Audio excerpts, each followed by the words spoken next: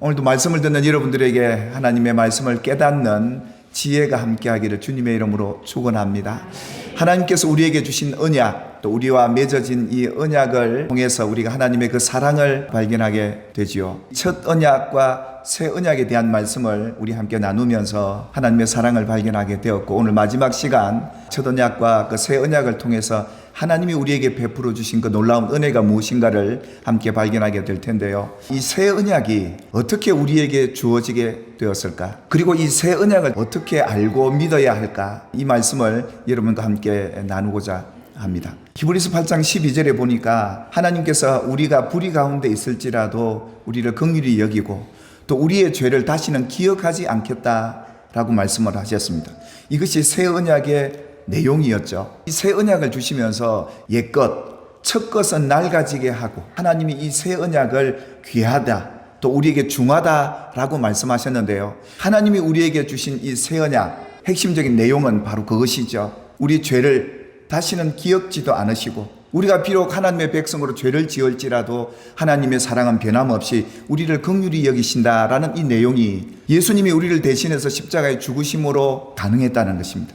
예수님이 오시기 이전에는 그들의 죄를 어떻게 사했나요? 제사를 통해서 그 백성들의 죄를 사했지만, 그런데 예수님이 오심으로 이젠 옛것은 낡아지고 예수님이 우리의 영원한 속죄 제물이 되셔서 우리의 모든 죄를 단번에 사하는 놀라운 은총을 우리가 힘입은 줄 믿습니다.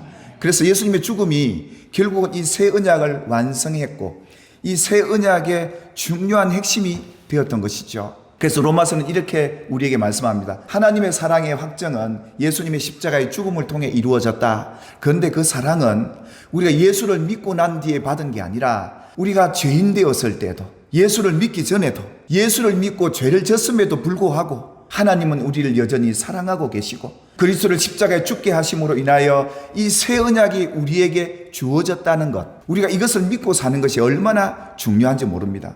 그래서 우리 기독교에서 가장 핵심이 예수님의 죽으심과 부활 아니겠습니까? 그런데 우리의 신앙생활에 과연 예수님의 죽음이 우리에게는 어떤 의미로, 또 우리는 예수님의 죽음을 어떻게 알고 믿고 있느냐라는 겁니다. 예수님은 과연 어떻게 당신의 죽음을 말씀하셨고, 또 예수님의 죽음에 대해서 예수님을 믿는 제자들과 사도들은 어떻게 믿고 알고 있었던 것일까요? 먼저 예수님의 죽음에 대해서 예수님 당신께서 이렇게 우리에게 말씀을 해주셨죠. 예수님의 죽음은 세상의 어떤 힘 있는 권세자들이 예수님을 죽인 것이 아니라 예수님은 스스로 자신의 생명을 버렸다라고 말씀을 하죠. 예수님 당신은 자신의 생명을 버릴 권세도 있고, 한마디로 뭡니까? 죽을 권세도 있고 다시 얻을 권세를 갖고 계신 분이다 라는 사실을 예수님 우리에게 말씀을 하셨는 건데요. 왜 이것이 중요하느냐 하면, 예수님이 빌라도의 판결로 세상의 권세 잡은 자들 마귀가 예수님을 죽였다, 그래서 예수님은 어쩔 수 없이 죽었다라고 여기는 것이 아니라 스스로 당신이 생명을 버릴 권세도 있고 부활할 권세도 갖고 있는 능력의 주님이시다 라고 말씀을 하셨던 겁니다. 예수님께서는 우리를 위해서 죽을 권세를 갖고 죽으셨고, 그리고 부활의 권세도 갖고 계신 분으로 다시 살아나셔서 우리의 구원을 확정시켜 주신 분임을 믿습니다. 이 계명은 곧 하나님에게서 내가 받아서 가지고 온 것이다 라고 얘기했던 것이죠. 결국은 예수님이 이 땅에 오신 것은 우리 죄를 위해 십자가에 죽으시고 흠이 있는 옛 언약을 다시금 새 언약을 통해 하나님의 언약을 성취하는 놀라운 역사가 십자가의 죽음이었다라는 것이었습니다. 그래서 예수님께서 뭐라고 그럽니까? 내가 이 땅에서 들리면, 내가 이 땅에서 죽게 되면 모든 사람을 내게로 이끌어 아버지가 계신 천국으로 이끌겠노라 그랬던 것이죠. 예수님이 십자가 지고 따라갈 때 여인들이 따라오면서 울잖아요. 예수님이 뭐라고 그러죠? 울지 마라. 나를 위해서 울 게 아니다. 슬퍼할 일이 아니다. 내가 이렇게 고난받고 죽는 것이 슬퍼하고 괴로워하고 애통할 일이 아니다. 왜 그렇습니까? 예수님의 죽음은 우리를 살리기 위한 하나님의 헌신이요, 하나님의 기쁨이요, 그리고 우리에게 영원한 생명을 주시는 놀라운 소망의 사건이 예수님의 죽음이라는 사실을 제자들에게 밝히면서 예수님께서 제자들과 마지막 만찬을 갖지 않습니까? 그런데 이 제자들은 그걸 잘 몰랐어요. 왜 당신이 죽으셔야 되는지 몰랐던 것이죠. 그런데 놀라운 것은 성만찬을 예수님이 제자들에게 베풀면서 이렇게 얘기합니다. 지금 성찬을 베푸시면서 예수님이 당신의 죽음의 의미가 이런 것이다, 죽음을 통해 너희에게 다가올 놀라운 은혜가 이런 것이다라는 걸 말씀하시면서 바로 내가 죽음으로 인해서 세상이 심판을 받게 될 텐데 세상인 건 마귀가 너희들을 얽매고 있던 이 마귀 권세가 이제는 심판을 받아서 쫓겨나게 될 것이다. 너희는 자유를 얻게 될 것이다.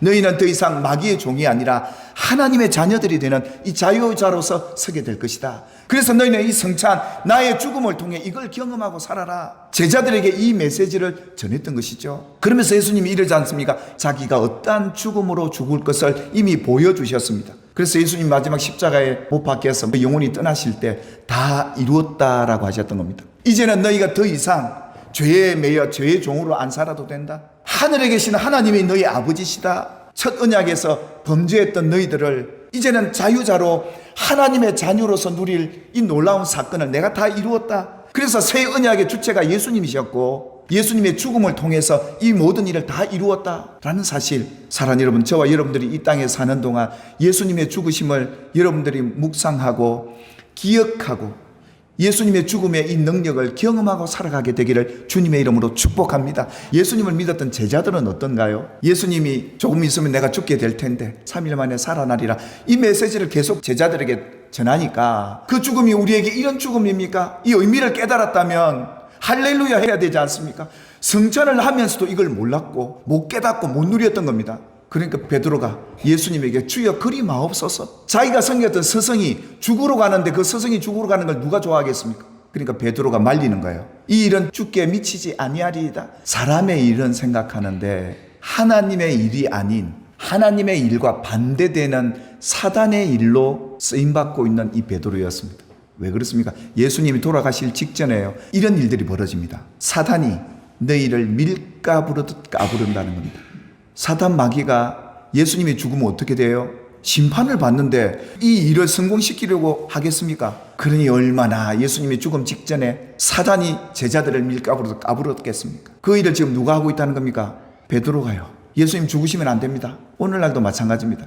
여러분, 이 마지막 때가 되면 이 사탄이요, 하나님의 일을 가로막는, 하나님의 뜻이 이루어지지 않도록 여러분을 밀가부르듯 까부를 텐데요, 여러분의 마음과 생각을 이 예수님의 십자가의 죽음을 통해 지키시기를 주님의 이름으로 축원합니다. 너는 양심도 없나? 그렇게 죄짓지 않고 뻔뻔스럽게 하나님 앞에 가냐? 그게 마귀의 소리란 말이에요. 우리는 어떤 죄악 가운데 있을지라도 하나님 우리를 긍휼히 여기시고 우리가 회개하고 돌아오면 하나님은 우리 죄에 대해서 기엽지도 않고 우리를 받아주신다고 말씀하셨는데 이 십자가의 사랑을 늘 놓치고 살도록 사단은 우리를 까부른단 말이에요. 사단은 이런 거예요. 하나님 뜻을 이루지 못하도록 이 십자가 사랑, 이 성찬의 바른 의미를 못 깨닫도록 사단은 방해해요. 십자가 죽음 앞에 얼마나 많은 사단의 역사들이 있었겠습니까? 그런데요, 놀라운 일이 벌어집니다. 예수님 십자가에서 죽으시고 3일 만에 다시 살아나시지 않습니까? 그러면 40일 동안 제자들과 함께 거하시면서 예수님께서 제자들에게 뭐라고 지시하시냐면 조금 있으면 내가 아버지께로 가야 되니까 감람산에 다 모여라 이랬던 겁니다. 그러니까 부활하신 예수님과 40일 동안 사는 것도 꿈만 같았는데 이제 예수님이 천국 아버지께로 가야 된다는 그 사실을 알고 딱 모였는데 거기서 예수님께서 구름을 타고 하늘로 오르시는 것을 이 제자들이 봅니다. 어디에서요? 감람산에서요. 이 감람산이 어떤 산인 줄 아십니까? 예수님과 함께 마지막 성찬을 가지면서 예수님이 그들에게 받아 먹으라, 이건 내 몸이다, 받아 마시라, 이 내 피다, 언약의 피다, 이 새 언약을 이루는 죽음이 내 앞에 다가올 것이다.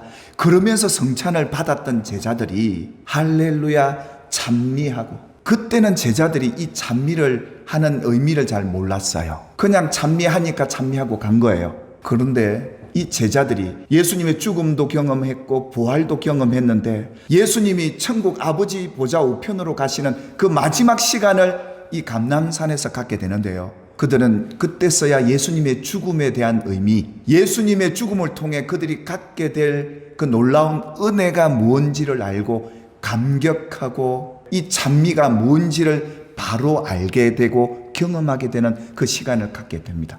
그래서 그들은 깨닫게 되죠. 아, 그때 예수님이 내가 다시 올 때까지 이 성찬을, 나의 죽음을 기념하고 기억하라고 말씀한 그 이유를 그때서야 알았던 거예요. 그때부터 제자들의 삶이 바뀝니다. 사도 바울은 성령을 통해 무슨 영감을 받았냐? 이 성찬은 예수님이 우리에게 전해준 바, 주님이 우리에게 가르쳐준 바, 이거는 잊지 말고 언제나 행하라. 그리고 뭐라고 하면 나를 기념하라. 나를 애도하고 살아라가 아니라 나를 기념하라. 그분의 죽음이 과연 어떤 의미이며 우리가 뭘 알고 믿고 누려야 되는지를 잊지 말고 살라 하는 이 의식을 행하도록 예수님께서 그들에게 명하셨던 것이죠. 예수님이 죽고 끝난 게 아니라 예수님의 죽음을 통해서 우리가 어떤 유익을 얻게 하셨습니까? 그가 찔림은 우리의 허물 때문이요 그가 상함은 우리의 죄악 때문이라.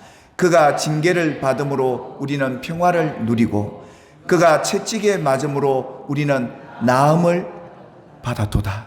새 언약을 우리가 알고 믿어야 하는 중요한 이유가 이거였던 것이죠. 허물과 죄악에서 사함을 얻게 되었고 그분이 징계 맞음으로 우리가 평안을 누리고 살라. 그래서 성도들은 만나면 날마다 이렇게 인사하죠. 샬롬, 평안하십니까? 평안하십시오. 평안을 누리고 사셔야 합니다. 우리에게 하나님이 주신 이 놀라운 승리와 성공이 여러분의 것임을 믿고 살아가게 되기를 주님의 이름으로 축복합니다.